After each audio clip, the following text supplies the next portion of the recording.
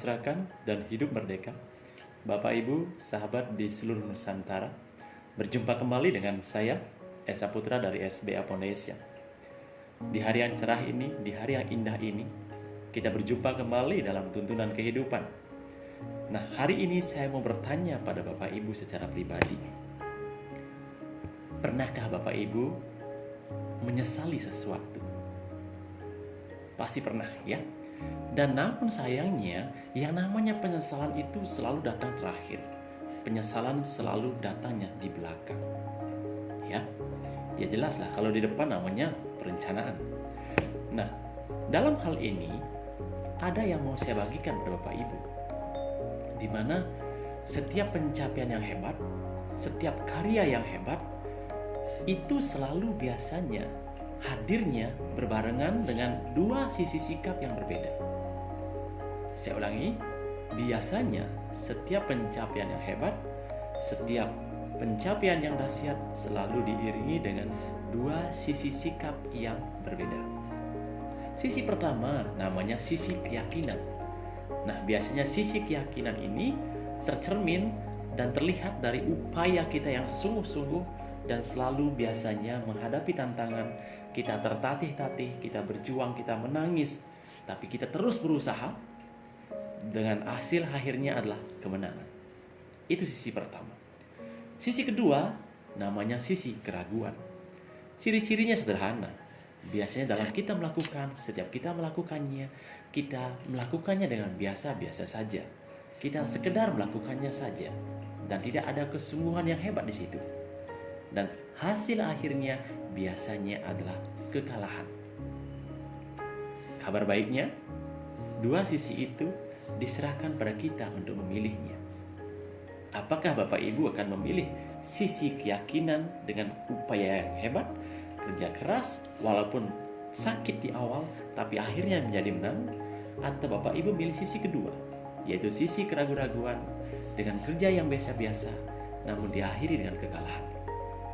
Pilihan ada di tangan Bapak Ibu masing-masing. Ya. Nah, menurut data statistik, yaitu data tentang survei para lansia di Amerika sana, itu para lansia ditanya, mereka tuh punya beberapa penyesalan dalam hidupnya.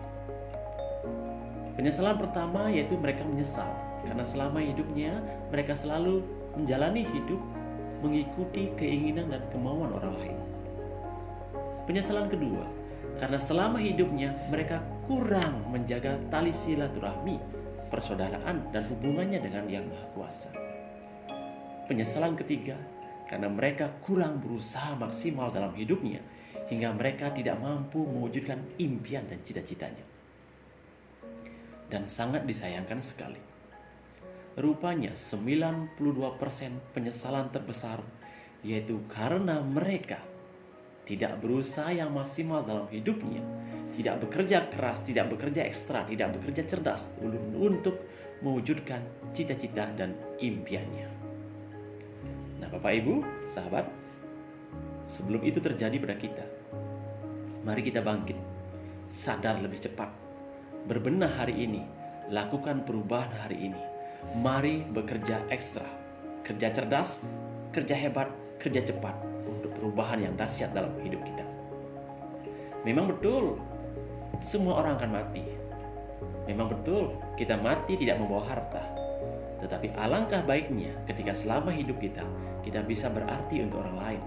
Alangkah lebih baiknya ketika kita meninggal nanti, kita bisa meninggalkan banyak hal positif dalam dunia ini. Bapak Ibu, sahabat di seluruh Nusantara, kita sering berusaha, tetapi kita juga sering berhenti di tengah jalan dalam berupaya. Banyak orang punya cita-cita besar, tetapi hanya sedikit yang mampu bertahan dalam mewujudkan cita-citanya. Banyak orang punya angan-angan tinggi, tetapi hanya sedikit manusia yang mau bekerja keras walaupun harus menangis, walaupun harus berdarah-darah sampai dia berhasil mewujudkan cita-citanya. Sekali lagi, pilihan ada di tangan Bapak Ibu. Pilihan ada di tangan kita masing-masing. Memilih sebagai individu yang bekerja keras dan akhirnya menjadi pemenang, atau memilih sebagai orang yang kerja santai dan biasa-biasa saja, yang malas-malasan, dan akhirnya Anda sebagai pecundangnya. Maaf Bapak Ibu, hidup ini bukan untuk disesali. Hidup ini bukan untuk bermalas-malasan, dan hidup ini bukan untuk meratapi nasib.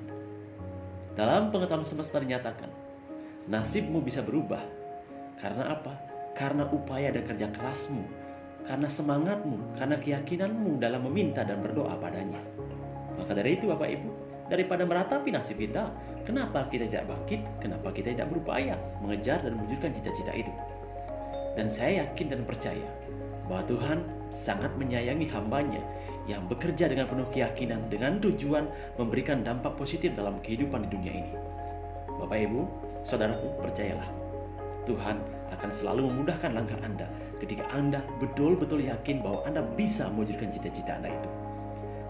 Satu hal yang harus dilakukan adalah katakan pada hal itu bahwa Anda bisa menjadi pemenangnya. Jadi, Bapak Ibu, mari jalani hidup ini dengan penuh semangat dan keyakinan. Penyesalan bukan untuk para pemenang. Kerja keras, kerja cepat adalah hal yang harus dilakukan untuk menjadi pemenang. Nah, sekian dulu dari saya. Salam jiwa tercerahkan dan hidup merdeka. Rahayu.